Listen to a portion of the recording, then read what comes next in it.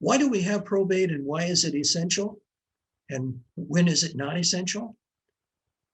Well, I previously have used an example in other demonstrations, other presentations about a bank account that's in my name only. How does the person entitled to receive that account actually gain control of the account? The question becomes what assets might have to go to probate, and I've explained probate in a different presentation, so I won't go over that in this presentation. But assets that have to be probated are basically pretty simple to determine. If I leave an asset or assets that are in my name only, and there's no beneficiary designated on that asset, in order to transfer ownership of that asset, a probate could be necessary. That could be things like the bank account that I leave behind in my name with no beneficiary designated, a stock account that's in my name only with no beneficiary designated, a piece of real estate like my home or a rental property or a piece of land that's in my name with no beneficiary designated. Those would be potentially subject to probate.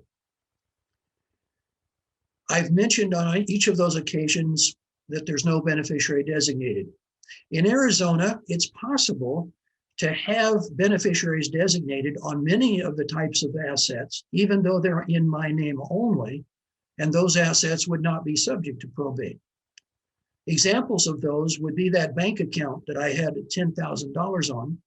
I could sign a document at the bank, and it's called transfer on death or payable on death.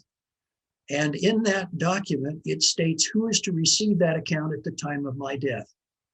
If I do that, then upon my death, that account will become the property of the person that I name as the beneficiary. No probate will be required for that asset.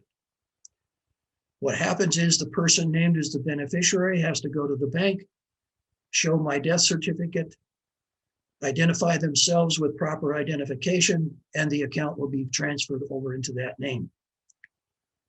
Similarly, if I leave a stock account that is in my name only, I can also designate who I want to receive that stock account with the company that holds the stock or with the financial advisor or the stockbroker. And I can name a beneficiary to receive that account. And that's commonly referred to as a transfer on death beneficiary. The situation for transfer of that is similar to what I just described for the bank account. No probate will be necessary. The individual would go in to see the stockbroker or the agency, present my death certificate, and then they would be able to transfer ownership of that account over into that beneficiary's name. The ownership of accounts is really critical here to determine whether a probate is necessary and whether beneficiaries have been designated. As further examples, it's possible to own an asset with another person in what we call joint tenancy with rights of survivorship. That is more than just naming another person as a co-owner.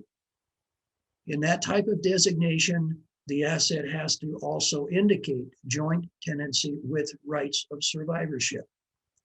If there's an account that's titled that way, then at the time of my death, whoever I've named as the joint owner would then become the owner of that account. And again, they would follow a procedure similar to what I described regarding the bank account or the stock account. It's also possible between a husband and wife to own an account or an asset as community property with rights of survivorship. And that's an important legal description or designation. It needs to include the words with rights of survivorship. This designation is only possible between a husband and wife. And so it would be titled as David West and Jane Doe West, husband and wife, community property with rights of survivorship.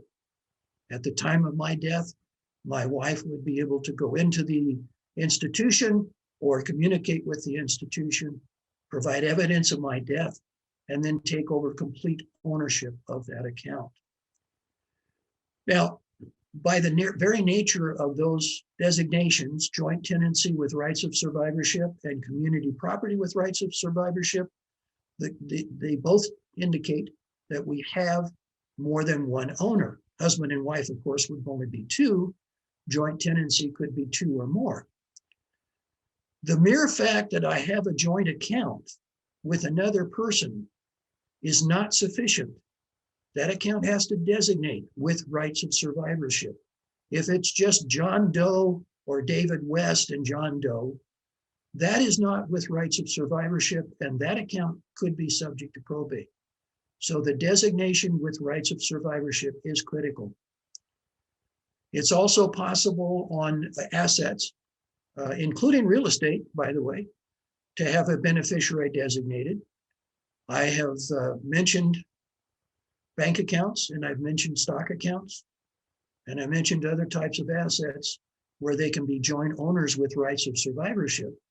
But on real estate, there's a designation called a beneficiary deed, where on the deed itself, I can execute a new deed in which I say on the deed that I transfer this piece of real estate effective upon my death in accordance with the Arizona Revised Statutes, and I specify the number of the statute. I transfer that asset to so-and-so. That beneficiary deed is not effective during my lifetime, but assuming it is still in place at the time of my death, ownership will pass to that designated beneficiary. If during my lifetime I want to sell that asset, I can sell it. I don't have to include the beneficiary in my decision to sell, nor does that beneficiary have to sign any documents. The beneficiary has no interest in that piece of real estate until the time of my death. I can revoke that beneficiary deed at any time prior to my death. But if I do not do so, and I still own the asset at the time of my death, then it will pass to the designated beneficiary. There are a couple of other things that may come into play from time to time and are actually pretty common. For example, a life insurance policy. We frequently, or almost always, name a beneficiary on the life insurance policy who's to receive the proceeds at the time of my death. That's automatic, or it's not automatic, but it's very simple for my beneficiary to arrange for the transfer. No probate is necessary for that type of asset. An IRA account, an individual retirement account, most frequently will have a beneficiary designated. That beneficiary will be the person who's entitled to take it at the time of my death. That asset is not subject to probate. An annuity policy, a type of insurance policy, not life insurance, but another type of policy called an annuity policy, generally has a beneficiary designated. Assuming there is a beneficiary, that asset will not be subject to probate. So the assets that are generally subject to probate can be sort of summarized as follows. One, assets that are in my name only, for which there is no beneficiary named. Assets which don't have a joint owner with rights of survivorship. Those are the assets that generally will be subject to probate. And that's when we have to talk about what probate is and how it proceeds, and that I have discussed on another presentation.